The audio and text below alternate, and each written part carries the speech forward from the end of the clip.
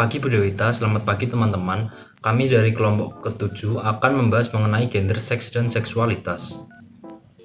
Poin yang akan kami bahas dalam presentasi hari ini adalah jenis kelamin dan gender, 2 teori pendekatan gender, 3 psikologi perbedaan gender, 4 orientasi seksual, 5 perilaku dan aktivitas seksual, 6 variasi dan penyimpangan seksual, dan ke-7 seksualitas dan kesehatan fisik dan mental.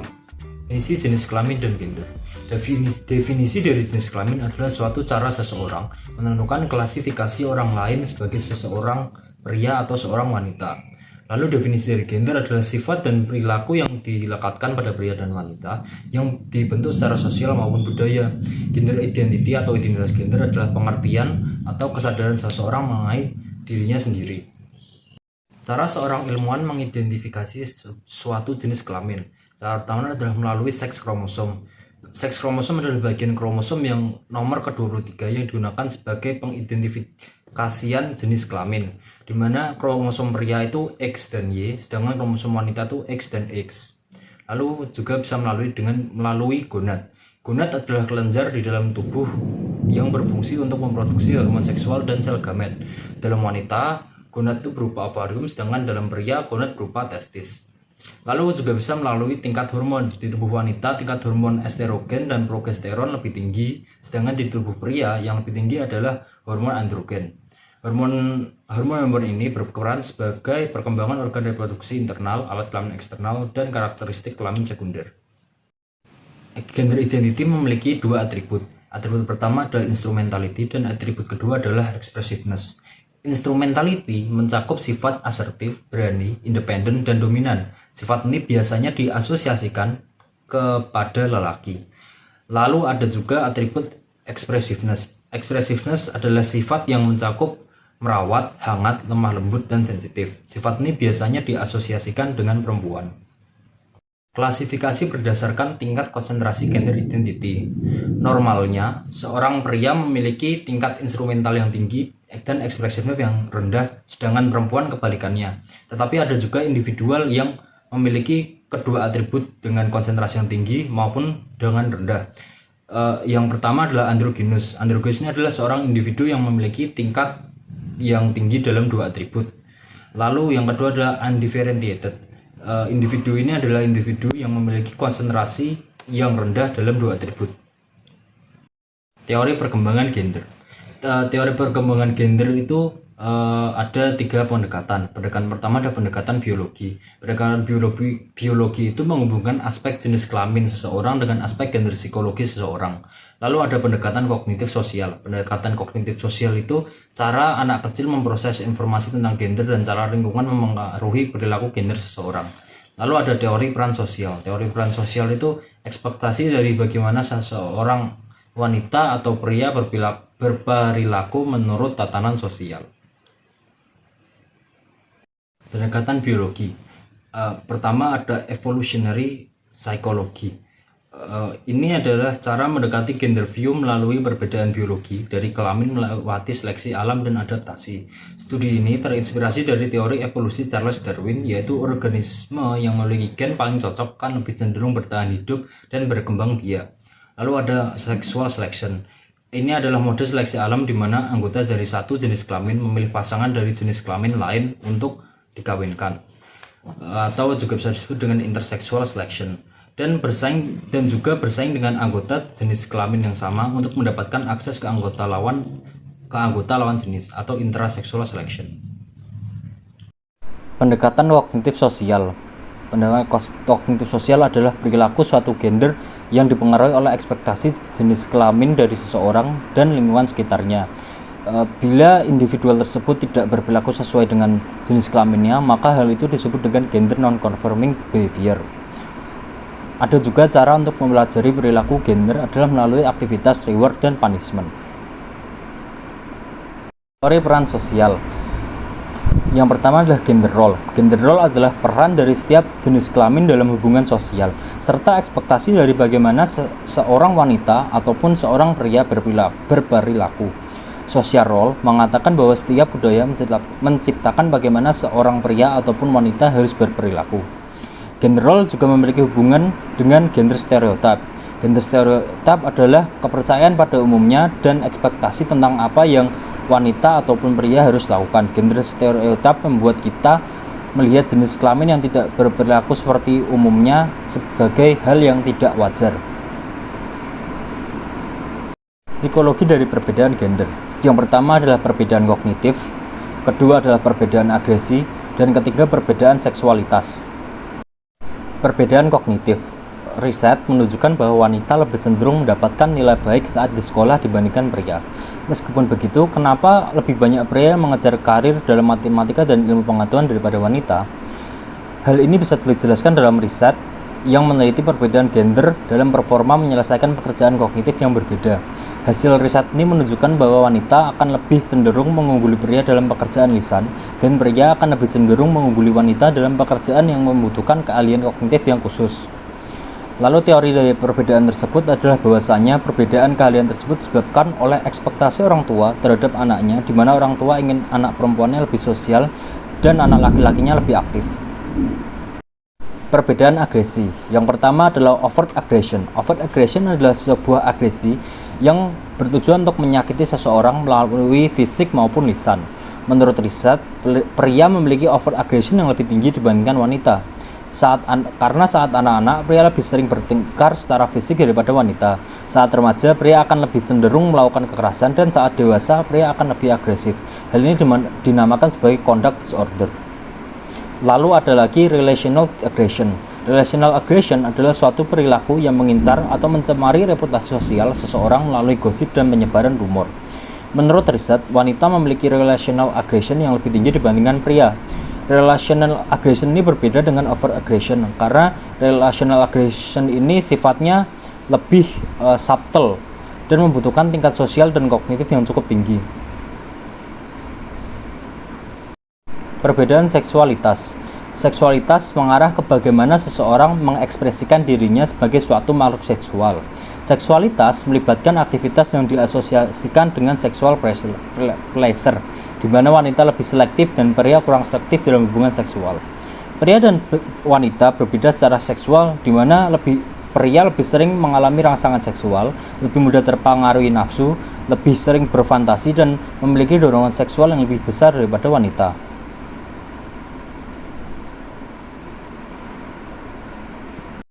Orientasi seksual.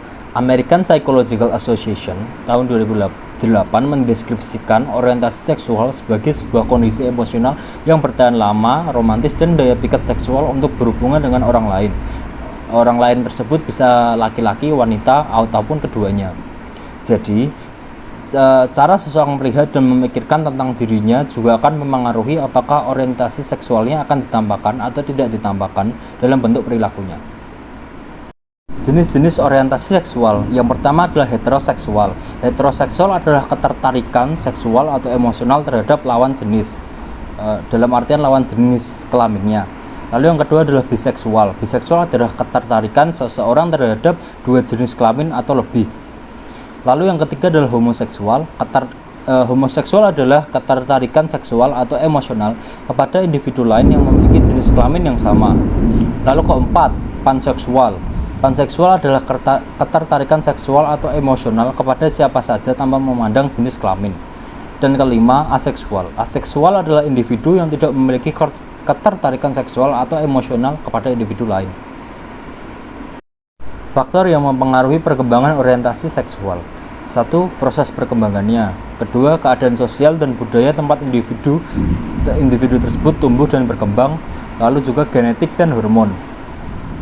Fungsi gay dan lesbian. 1. Penyesuaian dan kesejahteraan individu. Peneliti biasanya tidak menemukan perbedaan antara lesbian, gay, biseksual, dan heteroseksual dalam berbagai sikap dan perilaku, serta dalam penyesuaian psikologis. Pria gay dan wanita lesbian cenderung berbeda dari heteroseksual dalam kekhasan gender dari hobi mereka, aktivitas, dan juga pekerjaan. Namun, perhatikan bahwa jika pria dan wanita tinggal di rumah tangga yang dikepalai oleh dua pria ataupun dua wanita, mereka pasti akan terlibat dalam perilaku atipikal gender. Salah satu faktor dalam kesejahteraan gay dan lesbian adalah mengatasi prasangka dan diskriminasi. Hubungan gay dan lesbian. Penelitian secara konsisten menunjukkan bahwa pria gay dan wanita lesbian melaporkan diri mereka sebagai yang paling puas dalam hubungan mereka dibandingkan dengan pasangan heteroseksual. Namun, individu yang sama ini lebih mungkin untuk mengakhiri hubungan mereka daripada pasangan menikah heteroseksual, terutama pasangan heteroseksual dengan anak. Salah satu kemungkinannya adalah bahwa pasangan heteroseksual lebih mungkin untuk tinggal dalam hubungan yang tidak memuaskan karena kepedulian terhadap kesejahteraan anak-anak mereka. Dan juga pasangan heteroseksual lebih mungkin dibandingkan pasangan gay untuk memiliki anak. Alasan lain yang mungkin untuk perbedaan adalah bahwa pasangan heteroseksual yang menikah menghadapi hambatan hukum perceraian yang membuat mereka sulit memutuskan hubungan. Yang ketiga, keluarga gay dan lesbian. Meskipun pasangan gay dan lesbian mungkin lebih kecil kemungkinannya dibandingkan pasangan heteroseksual untuk memiliki anak, semakin banyak keluarga gay yang menyertakan anak-anak yang dibesarkan oleh pria gay dan wanita lesbian cenderung memiliki penyesuaian yang sama baiknya dengan mereka dari rumah tangga heteroseksual, tidak lagi cenderung menjadi homoseksual dan tidak kurang mungkin untuk diterima oleh rekan-rekan mereka. Perilaku seksual. Perilaku seksual ada dua, yaitu seks anal dan seks oral. Seks adalah hal yang berhubungan dengan alat kelamin seperti senggama. Anal yang berarti berkaitan dengan anus atau dubur. Seks anal merupakan senggama antar manusia yang terjadi secara anal atau berkaitan dengan anus atau dubur. Sedangkan seks oral, seks adalah hal yang berhubungan dengan alat kelamin seperti senggama. Oral yang berarti bersangkutan dengan mulut atau melalui mulut. Seks oral adalah aktivitas seksual yang dilakukan dengan memberi rangsangan kepada Mr. P, Miss P, dan anus dari pasangan dengan menggunakan bibir atau mulut dan lidah. Aktivitas seksual. Penelitian paling awal tentang topik ini dilakukan oleh Alfred Kinsey dan rekan-rekannya. Alfred Kinsey yang dikenal dengan Bapak Seksologi.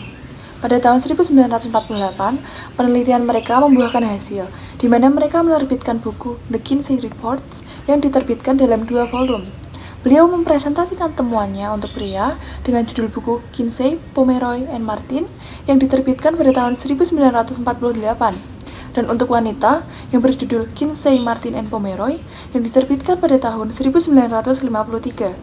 Temuan yang membuat pembacanya terkejut adalah perkiraan Kinsey tentang frekuensi biseksualitas pada pria hampir 12% dan wanita 7%, dan perkiraan bahwa setidaknya 50% laki-laki menikah pernah tidak setia secara seksual.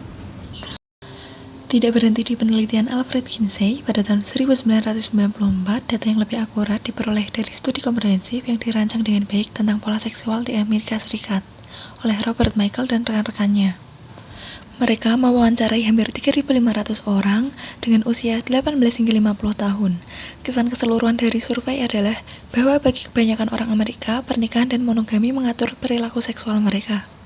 Pada penelitian ini, 7% pria dan 3% wanita mengatakan mereka telah berhubungan seks dengan setidaknya 21 pasangan. Hampir 75% pria yang sudah menikah dan 85% wanita yang sudah menikah menyatakan bahwa mereka tidak pernah berselingkuh.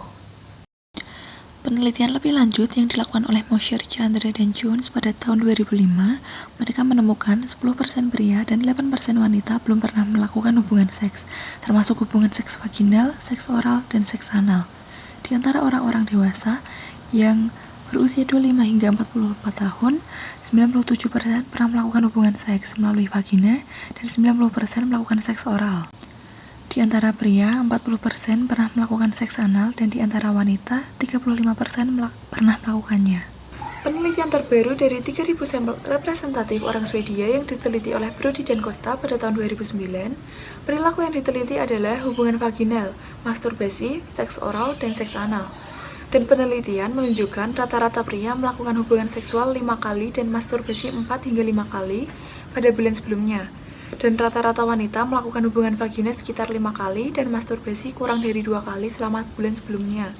Untuk pria dan wanita melakukan seks oral sekitar 2 kali dan anal kurang dari 1 kali. Penelitian yang dilakukan oleh Reisner pada tahun 2009, penelitian tentang pria gay dan wanita lesbian terbatas dan umumnya dikaitkan dengan risiko infeksi menular seksual. Di antara laki-laki gay, masturbasi bersama, seks oral, dan seks anal adalah hal biasa. Meskipun sebanyak sepertiga pria gay melaporkan tidak pernah melakukan seks anal. Dan penelitian selanjutnya yang dilakukan oleh Marazzo dan kawan-kawan Di antara wanita lesbian, kontak genital ke genital atau menggosok tubuh, saling membelai dan masturbasi, penetrasi dengan tangan atau benda, dan seks oral. Pola respon seksual manusia. Untuk memeriksa proses fisiologis yang terlibat dalam aktivitas seksual, William dan Johnson pada tahun 66 dengan cermat mengamati dan mengukur respon fisiologis dari 382 sukarelawan wanita dan 312 pria saat mereka melakukan masturbasi atau melakukan hubungan seksual. Diidentifikasi oleh Masters dan Johnson, pola respon seksual manusia yang terdiri dari 4 fase, yaitu fase kegembiraan, fase dataran tinggi, fase orgasme, dan fase resolusi. Itu fase kegembiraan, memulai proses responsivitas erotis, berlangsung beberapa menit hingga jam tergantung sifat permainan seks. Ciri fase kegembiraan adalah pembengkakan pembuluh darah, peningkatan aliran darah di area genital, dan tegang otot. Tanda yang paling jelas adalah lubrikasi vagina dan ereksi versial penis. Dan pada fase yang kedua, yaitu fase dataran tinggi, itu merupakan kelanjutan peningkatan gairah pada fase kegembiraan. Peningkatan pernafasan dan denyut nadi, tekanan darah lebih intens, ereksi penis dan pelumasan vagina lebih lengkap, dan orgasme lebih dekat. Dan pada fase orgasme, fase ini berlangsung hanya sekitar 3-15 detik. Orgasme melibatkan pelepasan ketegangan neuromuskular yang eksplosif dan perasaan yang sangat menyenangkan. Dengan orgasme, pelepasan neurotransmitter oksitosin seperti yang kita lihat pada bab 3 berperan dalam ikatan sosial. Dan yang fase yang terakhir yaitu fase resolusi. Pada fase ini, pembuluh darah kembali ke keadaan normal. Perbedaan jenis kelamin dalam fase ini adalah bahwa wanita dapat dirangsang untuk orgasme lagi tanpa penundaan, sedangkan pria memasuki periode refraktor di mana mereka tidak dapat mengalami orgasme lagi. Kognisi dan faktor lain dalam perilaku seksual. Menurut Cross dan Bauer pada tahun 2011, perilaku seksual dipengaruhi oleh beberapa faktor, mulai dari sensasi dan persepsi hingga cara berpikir tentang seksualitas. Menurut Kelly, pada tahun 2006, pikiran kita memainkan peran penting dalam seksualitas kita. Menurut Stulhofer dan temannya, pada tahun 2010, skrip adalah skema mental untuk peristiwa. Seksualitas dipengaruhi oleh skrip seksual, pola harapan tentang bagaimana orang harus berperilaku seksual. Dan menurut McCabe dan teman-temannya pada tahun 2010, kami membawa skrip ini bersama kami dalam ingatan kami. Menurut R. Jones pada tahun 2006, biasanya wanita dan pria memiliki skrip seksual yang berbeda, yang berisi keyakinan dan harapan mereka tentang seks dan apa artinya. Menurut Van Lankeveld, pada pria, seks mungkin lebih berpusat pada apa yang terjadi di alat kelamin, dan orgasme menjadi aspek penting. Bagi wanita, seks mungkin lebih merupakan ekspresi keintiman, dengan orgasme sebagai fitur opsinya. Pengaruh budaya. John Messenger pada tahun 71 melakukan penelitian kepada orang-orang yang tinggal di Pulau Innisfik di lepas pantai Irlandia. Bagi mereka, pria menghindari hubungan seksual karena dapat mengurangi tingkat energi mereka dan buruk bagi kesehatan mereka. Mereka tidak tahu apa-apa tentang ciuman lidah atau rangsangan tangan pada penis, dan mereka membenci ketelanjangan. Bagi perempuan dan laki-laki, seks pranikah adalah hal yang mustahil. Dalam kondisi ini, hubungan seksual hanya terjadi pada malam hari, berlangsung secepat mungkin, dan orgasme wanita jarang terjadi dalam budaya ini. Sebaliknya, pada waktu yang sama ketika Messenger mempelajari orang-orang Innisfik, Donald Marshall melakukan penelitian tentang budaya Mangayan di Pasifik Selatan. Di budaya Mangaya, anak laki-laki usia 13 tahun menjalani ritual yang mengawali mereka menjadi dewasa secara seksual. Pertama, orang tua mereka menginstruksikan mereka tentang strategi seksual. 2 minggu kemudian, anak laki-laki itu melakukan hubungan intim dengan seorang wanita berpengalaman yang membantunya menahan ejakulasi hingga dia mengalami orgasme dengannya. Pada akhir masa remaja, Mangayan berhubungan seks hampir setiap hari. Wanita Mangayan melaporkan frekuensi orgasme yang tinggi. Menurut Nanda, pada tahun 2008, budaya tidak hanya mempengaruhi sikap tentang perilaku seksual, tetapi juga gagasan tentang orientasi seksual. Dalam banyak budaya tradisional, ada peran yang diterima untuk individu yang homoseksual, lesbian, atau transgender.